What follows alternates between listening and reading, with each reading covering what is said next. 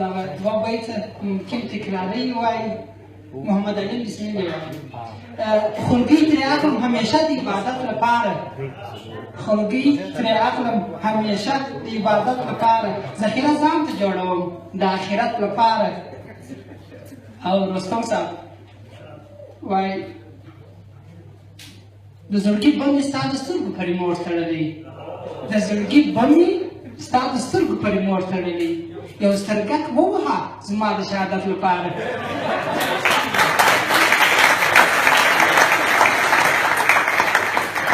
د مشاعرې په دې برخه کې بلنه ورکوم اغلې مور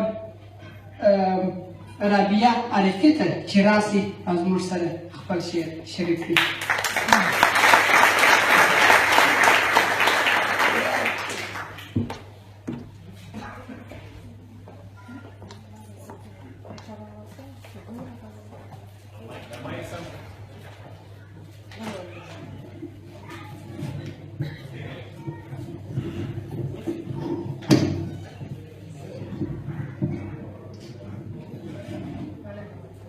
بسم الله الرحمن الرحیم. ډېر ګران عزتمنو ورونو او خویندو السلام علیکم. دغه شعر چې زه لولم دا شعر ما نه دی، دا شعر اصلا د محترم قیام صاحب دی. چون ما ډېر خوښ شو د نن ورځې په مناسبت دی زه غواړم د شعر تاسو ته ولولم. پښتو او پښتونواله په دې قسمت باندې مزار با رضایت دی زما، په دې قسمت باندې هزار با رضایت دی زما، چې په برخه د پښتو ښکلی نعمت دی زما. پښتو به وایم، پښتو لیکم او پښتو به پالم، پښتو به وایم، پښتو لیکم او پښتو به پالم. پښتو مې ژبه، پښتو ویاړ، پښتو عزت دی زما. پښتو دستور، پښتو فرهنګ، پښتو اصول دی زما. پښتو دستور، پښتو فرهنګ، پښتو اصول دی زما. پښتو مې ننګ، پښتو مې پت، پښتو عزت دی زما. ما په پښتو او پښتونوالۍ کې درنښت لیدلی، ما په پښتو او پښتونوالۍ کې درنښت لیدلی. پښتو مې شان، پښتو غرور، پښتو شوکت دی زما.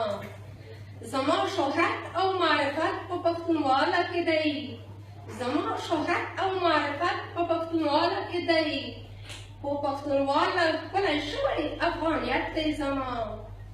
ما ته پښتو زما د دین په څېر سپېڅلې ښکاري، ما ته پښتو زما د دین په څېر سپېڅلې ښکاري. په پښتونواله کې پروت راز د انسانیت دی زما. پښتو مې مور ده په خدمت کې ثواب وینمه، پښتو مې مور ده په خدمت کې ثواب وینمه.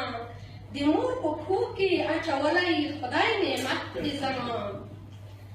په هر قیام کې په پښتو خدای ته سوالونه کوم، په هر قیام کې په پښتو خدای ته سوالونه کوم. ما په پښتو کې خدای ته کړی عبادت دی زما. د طالبانو د توجه څخه مننه.